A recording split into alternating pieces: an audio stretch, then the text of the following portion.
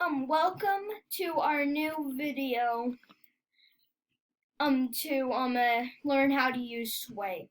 Yeah, so to get to Sway, it's part of the Office 365 suite. You can also get to it by typing Sway into Google, and it will take you to this cool program. Once you go to your new Sway site, you want to start a new blank Sway, right? Yes. Okay, we're going to click the plus sign, and it'll take us to our new blank Sway. Then you can press the box and you can name your thing. You can name your book, right? Yeah. So we want to name this book Volcanoes. Now I know that's not an animal and you guys are studying animals, but I'm just going to make a fake book on volcanoes. So this is our title of our book. So this is going to be like our first page, right? But we also want to have a really cool picture of a volcano. So if we go and we find a picture of a volcano, let's find a cool image. Oh, there's lots of good images here.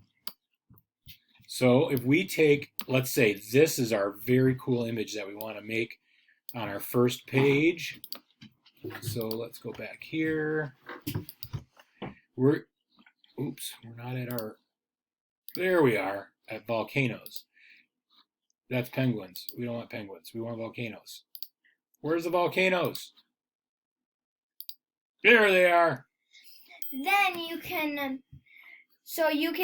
click, hold, drag, and it should say background and like a picture of an image over background. Then you can unclick. And then it will make it so that's a thing. Yeah, so that's now part of your book. Yes. So this is your first page of the book. Now, when you click plus, you have lots of different options. One option is to make a new heading. The headings are kind of like chapters. Yes. So let's say our first chapter is going to be kinds of, we want to capitalize, kinds of volcanoes. So then each page under kinds of volcanoes under this heading will be the different kinds. So there's one kind, two kinds, three kinds. There's lots of different kinds of volcanoes. Then you can put them all there. Now you can also make an image page where you take pictures of volcanoes and add them into here. So you can put the different kinds of volcanoes. Correct. And different kinds of pictures, right, Sage? Yes. So each time you click plus, it makes a new page of your book.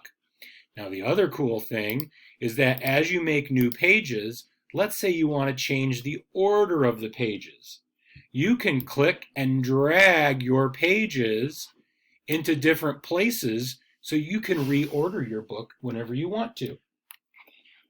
Yeah, that's kind of cool, isn't it?